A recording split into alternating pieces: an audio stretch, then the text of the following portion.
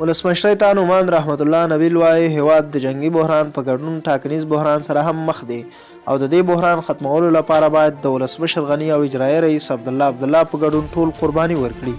نوموړي چې نن یې په کابل کې یو خبري ناستې ته خبرې کولې وویل دا هڅې هم روانې دي چې امنیتي ځواکونه د ټاکنو په بهیر کې ښکیل وساتل شي چې دا چاره د هیواد په زیان تمامېدلی شي. هغه زیاته کړه چې دوی د درغلیو په وړاندې غږ پورته کړی دی او یوازینۍ غوښتنه یې دا ده چې پاکې رایې له ناپاکو هغو جلا شي. نبیل زیاته کړه چې د ملي مصالحې حکومت په جوړېدو سره باید د اساسي قانون د تعدیل او د طالبانو د ادغام لپاره کار وشي. نوموړي دغه راز ویلي دي هغه سوله چې د پاکستان له ادرس راځي زموږ لپاره زهر دي.